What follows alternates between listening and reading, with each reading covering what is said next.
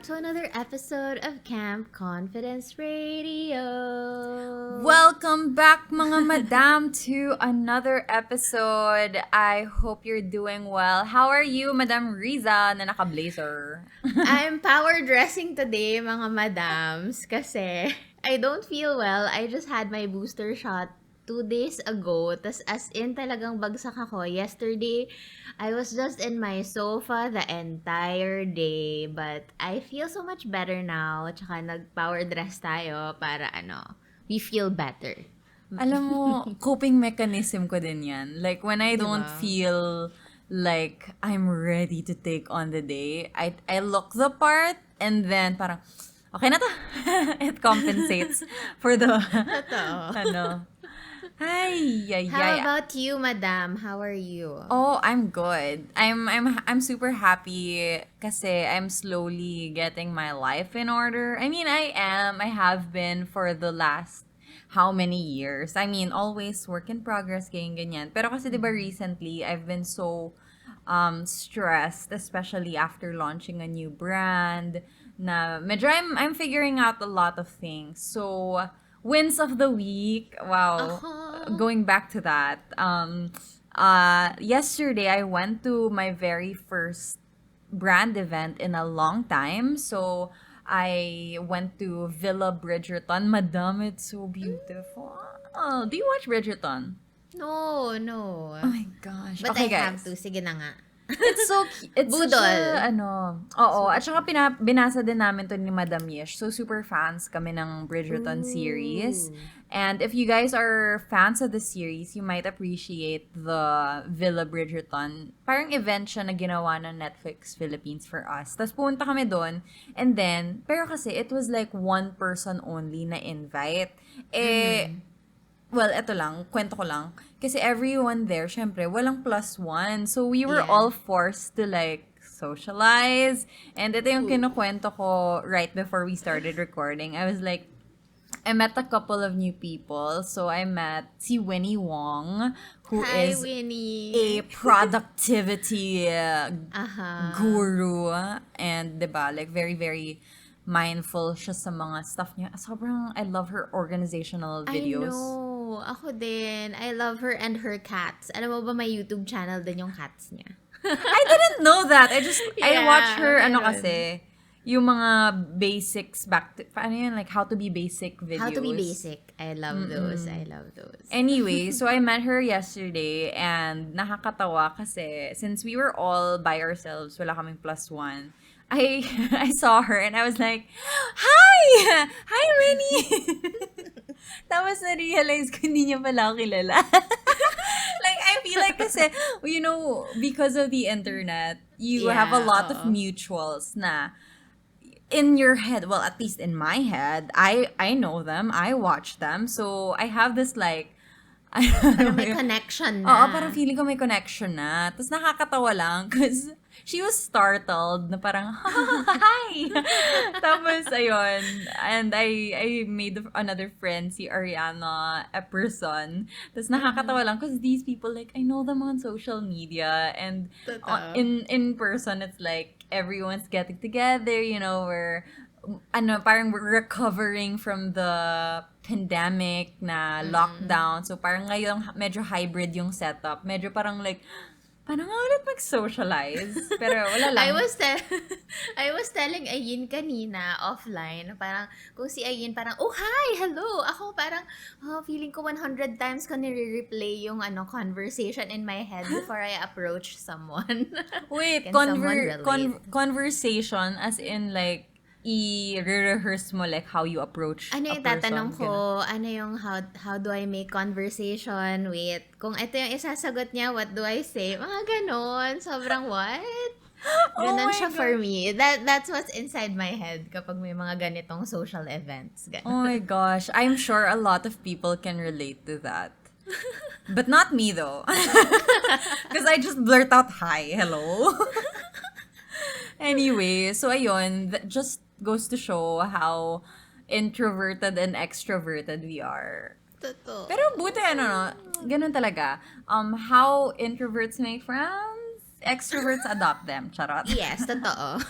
Very much totoo yan. Tsaka parang it's a relief, it's a huge relief kapag may mga extroverts na lalapit sa'yo na parang hindi mo na kailangang ikaw yung unang mag-approach. Alam mo, I feel so much better when people say that because sometimes I feel like I can be too much. But yun nga, last night, Winnie was like, buti na lang you reached out to me because otherwise I wouldn't have, talked to anyone, ganyan. So, usually Diba? ganun yung nangyayari. So, okay lang. Like, sometimes, minsan binabalance ko pa yung parang, Yeah. might be too much energy for another person. But, in such situations, I'm grateful to be an extrovert. Totoo. Tsaka I like it when you said na yun nga yung balancing energies. Kasi ako minsan whenever someone's perky and happy, tapos parang talagang na rin ako. Parang, oh, wow, I can do this. I can survive this event. Mga ganon. Oh my gosh. Well, anyway, that being said, guys, for this week, we are going to talk to you. So, we asked a bunch of questions. Well, we asked you guys to ask us questions for today's episode of Camp Confidence Radio because we want to bring the conversation back to you guys. So, ayan. Na-miss ko to, madam. I swear, ako din, chikahan lang and asking questions sa madamhood natin. Yeah. So let's start with the first question from Wella Charmaine. Ito, I think I picked this question because I think this is one of the most common ones that we get. But every time, like there's a new tip that comes up and might be helpful. So she is asking, how to get life together when you are overwhelmed with adult things or like adulting in general. Ikaw muna, madam, as our resident adult. As our resident, yes, the adulter. The more adult person in this duo. Yes, totoo. I often get overwhelmed talaga. Minsan, merong mga times na gusto ka na lang maging patatas sa alam mo yun, not do anything, etc. But of course, we have responsibilities, we have, alam mo yun, problems to solve na minsan ay sobrang cringe na ayoko na lang, pwede bang maging bata na lang ako ulit. But these things happen talaga. But what I do kapag sobrang overwhelmed talaga ako, ang isa sa mga coping mechanisms ko definitely is checklists. I brain dump everything that's in my head, mga kailangan kong gawin. Tapos, I identify kung ano yung super duper urgent na kailangan ko talagang gawin. I also identify kung ano yung mga pwede ko bang ma-delegate sa iba. Or ma-automate ko ba? Pwede ko bang ma-automate to? Or, after that, parang ina-identify ko din yung mga, sige, wag muna to. And then after that, I fix my calendar. That's how I fix my brain.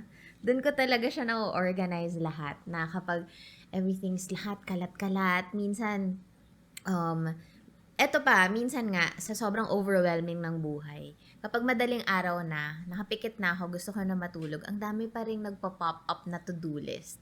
So, ang ginagawa ko, I have a pen and paper sa bedside table ko para kapag nag-pop yun sa head ko, malalagay ko na agad sa paper. At least in my brain, iisipin niyan, okay, this is taken care of, makikita ko to kinabukasan. Ganon. Ganon ako. Alam mo, madam, like, I used to be like that as well, pero I'm in the season of my life where gulong-gulo ako. So, kasi I used to have like a very solid routine, and I'm sure like a lot of the madams who have been listening to our podcast for a while, alam nyo naman na I'm a woman of routines and lists, ganyan. Pero I get also when you get overwhelmed, sometimes even those routines are thrown off. So, ganun yung nangyari sa akin lately na parang, oh my gosh, I'm so overwhelmed. Parang hindi ko na alam where to begin because it gets overwhelming talaga sometimes. So, for me, mas maganda yung tip ni Miss Rizza, ni Madam Rizza kasi ako, I'm in that phase right now. But I love this quote by Jasmine Star. She says, "Overwhelm is the abundance that you asked for." And I keep going back, like, pinapaalala ko sa sarili ko yung days when I was a younger girl na I wanted to be an adult. Like, when I was in high school, gusto ko, alam mo yun, like, I wanted to do so many things. I wanted to, have responsibilities, have money, have the means to do this, that. And syempre, when I was younger, I had less responsibilities. I had a lot of time. I wasn't that overwhelmed with like those responsibilities. Pero like I keep reminding myself na I've always wanted to be in this position. So parang I always go back to like a place of gratitude na it is a privilege to even be overwhelmed because ibig sabihin there's something going on, na you have something going on, na you have something to look forward to, you have goals, or at least you have responsibilities. I think those are things that we often, well, of course, we take for granted. It stresses us out. Pero, yun, inaalala ko na lang sa sarili ko na, oh nga no, like, once upon a time, I just wanted to live like this. I wanted to experience these things. So, ngayon na I have it, it's like, okay, appreciate it a little more and then go back to work. Honestly, a good nap really helps. Like, take a long, sweet nap and then pagising mo, balik ka dun sa advice ni Madam Rizza na identify mo kung ano yung mga nag-overwhelm sa'yo, identify mo yung mga kailangan mo gawin, identify. Kasi kung hindi mo mapunto exactly what's overwhelming you, then you can't address it. So, identify. Yeah, tsaka self-compassion is also a huge key in this sa overwhelming thing kasi there will be a lot of times na mawawala, mag-fall off ka talaga sa routine. Especially with us people na talagang we thrive in routines. Yun nga, dahil marami talagang iba-ibang factors sa bagay, sa buhay, I mean. Talaga, parang maging self-compassionate ka sa sarili mo na okay lang, balang araw makakabalik tayo. And again, this is the abundance we manifested for. Yes, I love that. Ayan. On to our next question. It's from Alexi Grace. Any tips on how to handle or cope with parental pressure? Did you ever experience parental pressure as a kid? Kasi I know that you had like strict parents growing up and rules, pero pressure ba? Did you ever feel pressured? Ako, I never felt pressure from them, pero self-imposed pressure siya. Self-imposed pressure for me na parang lagi kong sinasabi na pinaghihirapan ng magulang ko yung pinag-aaral sa akin, so I need to give back. Na, alam mo yun, parang kahit never nilang sinabi sa akin na, oh, you need to top the class, yun dapat pumasa ka, etc. Lagi, yung mom ko, lagi niyang sinasabi sa akin na, as long as you know you did your best, that's okay for me. So, I am very blessed with the set of parents that I have. Kasi, hi ma, pa, love you. Kasi, never kong na-feel sa kanila. Sa sarili ko lang talaga. Sarili ko lang talaga yung pinipressure ko na that ganito, ganyan. Pero, ikaw, how about you? Ako naman, parang like parental pressure iba kasi, like I can see on TikTok, like there are kids, students na talagang ina-expect sila to perform well. But the thing is with me, parang hindi ganun, parang bare minimum yung especially when I was younger, kasi hindi nga ako like the most talented student. I wasn't like the smartest kid in class. So parang I set the bar low. Parang medyo mababa yung bar. Pero like I guess to kwento, the reason why I resonate with Isabella Madrigal so much is because I am the eldest apo in both sides of the family. So that comes with pressure. And it's not something that I'm also blessed. Like, it's not something that my parents imposed on me na wala namang nagsabi na, like, you need to attain this, attain that, whatever. Pero it's also you're the panganay. So you need to set a good example. I'm also a panganay in an Asian household. First apo. Totoo, oo Di nga, ba parang no? Oo nga. parang there's that pressure, not necessarily from our parents, but from like everyone na you're the panganay, you need to set a good example. Otherwise, like, susunod sa yapak mo everyone else. And, well, speaking from an underachiever, kasi si Madam Riza, overachiever yan, scholar pa yan, ganyan. Competitive yarn. Competitive. Ako naman guys, baka makarelate kayo sa akin. Mas relatable ako in this sense. Nung high school ako, I was an underachiever. Especially compared to my peers, compared to my siblings. My siblings kasi, they're so smart. Like both of them passed all of the entrance exams that they tried, like the college entrance exams, like wala silang finail. Meanwhile, there's me na nahirapan makahanap ng college, you know?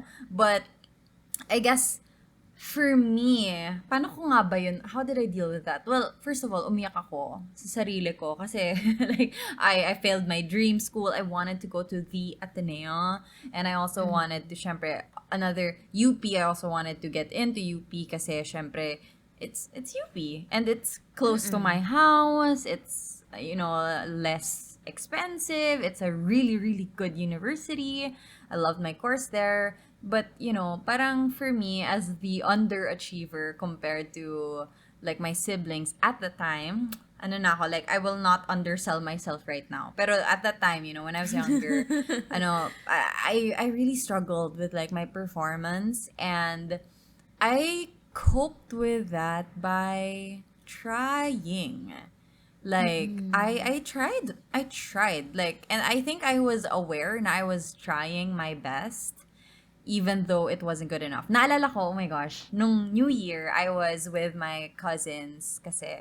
Tapos, alam mo yung pagka New Year, tapos madaling araw na, tapos ilan na lang kayong gising. So, I was chatting with one of my cousins, si Andy, and she gifted us kasi a planner for 2022. Tapos, sabi ko sa kanya, oh my gosh, Belle de jour, I've had this since high school. So, I brought out my old planner from high school. Tapos, tinignan ko.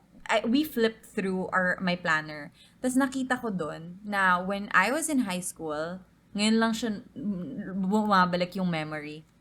When I was in high school, I failed. Like, meron akong week na I was just like, Ateneo, ganyan. Like, I was manifesting Ateneo. The week after that, it was all green. Alam mo why? Because I said, okay, then I'll take the entrance exam to CSB. As in, like, talaga, I accepted what happened sa akin and, like, what my limitations were. Like, parang, okay, I guess I failed the exam. Okay, that's reality. I accepted my reality. And then, going back, how can I work on this? Like, how can I make this better? What can I do? So then the following week, I was like, okay, let's manifest another school. Ganun dapat. Try lang ng try. Oo, like, try lang ng try. Parang na-realize ko, like, okay, like, yes, there is pressure from other people, but at the end of the day, go back to, like, what you expect from yourself. Like, what you want out of your life.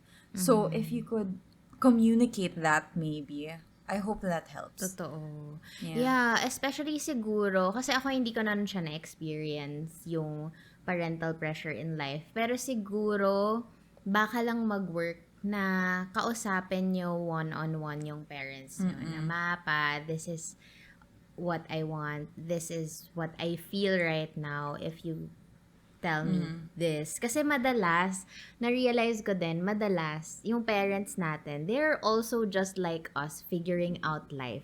Kahit ngayon. Na parang, let's also cut them some slack na, dapat ganito, bakit nito ginagawa? Ay, parang ba't nyo to sinasabi sa akin? Without communicating sa kanila na ito yung nararamdaman ko. Kasi minsan, they're always coming from a place of love to protect us, ganyan. So, feeling ko, kailangan din nilang malaman kung ano yung nararamdaman natin, kung ano yung gusto nating mangyari, kung saan ba natin gusto pumunta. Yeah. Kasi kung hindi nila malalaman yon, parang hindi kayo mag-a-align eh. Kung kung sasarilinin nyo lang sa kwarto nyo lahat ng nararamdaman nyo. Kasi malay nyo mag-work yung pag-communicate sa kanila. Yeah. Tsaka ako rin, like, honestly, like, one of the things that one of the things that have helped my relationship with my parents tremendously is communicating openly and communicating like an adult. Kasi, Yan, totoo. meron ako mga friends who keep asking me like, blah, blah, blah, my parents don't understand me. And then they would cry and throw tantrums. But then, the approach that helped me the most, like, because I've done both. Like, I've thrown tantrums, I've cried, I've done this, I've done that. Pero what helped me the most in, like, communicating and building a good relationship with my parents is showing up as somebody who is an adult. Like, parang, alam mo yun, I want to be a YouTuber. I want to be a content creator. Papanindigan ko yon. Like, I have a whole business, like, side to it. Like, this is something na papanindigan ko. It's not something na you have to worry about me. So, parang I guess, also, easing their minds na you're gonna be okay. So, yun. If you can find a way. Naalala ko tuloy, quick kwento. Kasi I was 22, I wanted to go to Doha to work. Yeah, Qatar, As a diba? hotelier. Tapos, ayaw nila akong payagan kasi nga naman 22 lang ako noon. Tapos, ako kasi yung tao na if I communicate ng nagtatampo ko or galit ako, iiyak lang ako, wala tayong mararating. So, what I did was, I wrote a 3-pager, 4-pager letter sa parents ko. Talagang what I feel, what I want to do in life, bakit ko gusto humiwalay, ano yung gusto kong mga matutunan in the future, parang how will I give back, mga ganon. Para akong feasibility study sa kanila. Ganon. So, nagsulat ako sa kanila, tapos, yun, they talk to me, na kaya mo na ba talaga to, ganyan, blah, blah, blah, blah, blah. So, yun nga, sabi nga ni Ayn, you have to talk to them like an adult. Yeah. Kasi they have to feel na safe ka. Yeah. Magiging safe ka. Kasi yun, ultimately, yun lang naman yung case in point.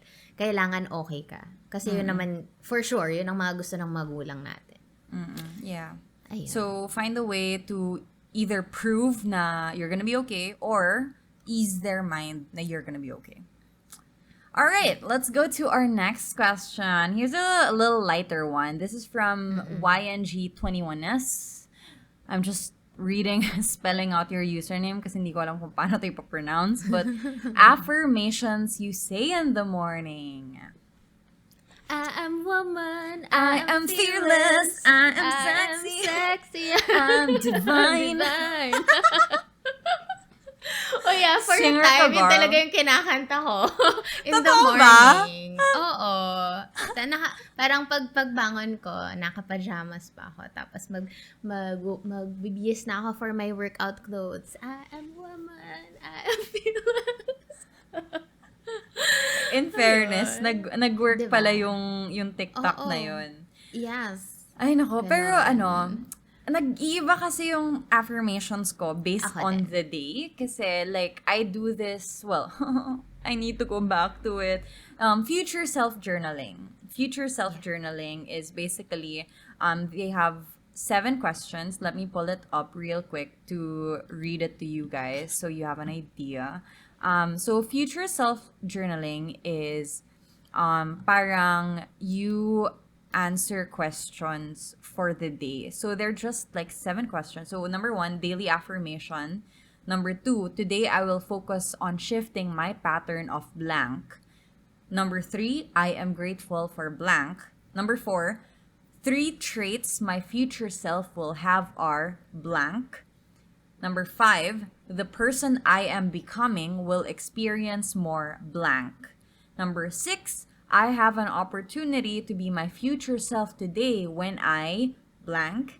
And lastly, when I think about who I am becoming, I feel blank. And etong journal template na to has really helped me like create affirmations for the day. Kasi iba-iba siya depending on what's going on in my life. So I'm gonna pull up something from January 17, 2022. Hindi ko alam kung anong pinagdadaanan ko nito. Pero yung affirmation ko from that day was, I am capable of turning my goals into reality. Pak! I think this was when, nag-aayos kami for Kayu. Ooh. So, talaga yung affirmations ko depende on what I need to tell myself. So, I guess, like, I just phrase it in a way na yung self-doubt, the self-doubt that I have, I find a statement that will counter that, and I use that to empower me throughout the day. There is one though, madam, na I really like. I saw a story from Jazz Reyes. She said, I am becoming. And right now, today, literally, that's my affirmation for today. Kasi I feel like I'm giving myself a hard time about not knowing everything. Pero I am becoming kind of eases that self-doubt and that stress of mine na parang, oh no, like, I'm not good enough yet. Na parang, no, girl, chill. Like, we are becoming. Yan. Yeah, true. Meron pa akong isang naalalang concept. It's from Mel Robbins. She has this book called The High Five Habit. So, yung high five kasi, 'di ba, parang anong naiisip mo kapag may nag-high five sa'yo? Good job! Good job, ganon, 'di ba? So, yung concept na yon is that every morning daw, what she does is, first thing she does in the morning is she stares at the mirror and high five herself. Oh! Kasi parang mindfulness thing na parang, oh girl, we got this, kaya Nice. natin to, na parang someone is high-fiving you, parang yun, tinry ko din siya. Try nyo din to, mga madam, baka din gumana. Kasi parang, iba usually yung mga athletes, kapag patapos na sila sa finish line, or mga artista, or sinong idol nyo, kapag high five sila, parang, wow, I feel great, I'm doing something right, ooh, nice, ganon. So, siya daw, every single day, kahit ang pangit ng feeling niya sa umaga, tinatry niyang i-high five yung sarili niya.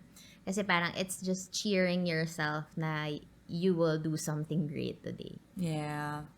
We all need a little high five. The high five habit. Love that. From Mick Sarah. How do we become proactive instead of reactive? I love that question. Kasi, parang, this is how you differentiate, like, somebody who will go for something versus like, okay, let's define proactiveness versus reactiveness. Basically, pag reactive ka, ibig sabihin, gagawin mo yung mga bagay based sa kung anong mangyari sa'yo. Let's say, you apply for a job kasi merong nag-forward sa'yo na friend, or merong kang nakita sa Facebook na yung kaibigan mo ganyan. Tapos mag-react ka doon. Or like, for example, you, I guess, in my position, my reactive would be, I will only create content kasi may nagtanong. Alam mo yun? Like, you just react to the things that happen to you versus proactive na you decide what happens to you, you decide what you do. So, parang, and I honestly, like, for me, I think I lean towards more proactive. I think I'm a very proactive person. Like, I scheduled my own appointments sa therapist. Alam mo yun, like, I try to figure out, like, the skills that I still need to learn, yung mga ganon. Pero at the same time, I have my reactive side na there are areas of my life na parang I don't have the energy for right now, so I'm kind of reactive towards. But I guess how I lean towards proactive more is that I want to live my life knowing na I own my decisions. Like, what happens to me is because I chose them. I chose the things that happened to me.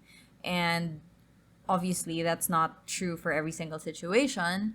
Pero at the very least, like, I hold myself accountable for my role in kung ano nangyari. Even like stuff na out of my control, like for example, like my heartbreak, ganyan. Like, di ko naman kasalanan na I mean, and hindi ko naman pinili na syempre mag-fail yung relationship. Pero the proactive side of me is like, okay, now what can I do about this? Like, how can I make this work for me? Again, the golden question, how can I make this work for me? And to me, that's how I become proactive. I ask that question. Ako naman in life, I really like planning ahead and creating several situations in case one plan doesn't work. backpack. I always have siguro mga siguro in life, plan A to C. In business, plan A to Z. Sabi nila dapat. In business, you always have to have plan A to Z. Kasi, yun nga, in life, marami ka talagang hindi makokontrol. But, planning ahead is key. Marami talagang mga bagay na alam mo yung sa Goosebumps, naabutan nyo ba yun? Yung, kayo yung pipili ng ending. Oh my gosh. I feel young. Generation gap na ba to? Madam. Basta, yung book na yun, sa Goosebumps kasi, you can choose whatever ending you want for that character. Basta may mga ganon. So, ganon din siya in life. Of course, that's, yun nga, it's not true all the time. Pero, yun nga, if you plan ahead, if you create different situations in your head, meron ka nang pwedeng maging solusyon or plano doon. That's how I become proactive. Yeah. I guess. And I hope you guys, I think, honestly, like, the madamhood in general, the community that we have, are a generally proactive community. Like, I hear you guys always, ask questions. I mean, the fact that you guys go out of your way to type in questions, the fact that you go out of your way to listen, to find things to learn about, I think that makes you a proactive person. So, Mikara, Mix, you are in the right trajectory. You're good. Yep. So anyway, ayun, we're wrapping up. Oh my gosh. That was so fast. It went by so fast. But if you guys enjoy this episode and if you want to ask more questions, ganyan, you can go ahead and follow us. That's at Camp Confidence Radio on Instagram and everywhere. Also, kindly rate us 5 stars minimum on Spotify. 5 stars minimum. If you're watching naman on YouTube, kindly subscribe, please. And follow us on TikTok as well. Please go ahead and do it, share, all that jazz. Yes, thank you so much, We are everybody. at Camp Confidence Radio. Rizza, Lana, ano yan? This has been Rizza and Lana-SEBASTIan, your host, Charot. It's the blazer, guys. It's the blazer. It's the blazer. But Sabi sa inyo eh. But anyway, guys, thank you so much for listening, and we'll see you guys on the next one. Bye. Stay confident. Char.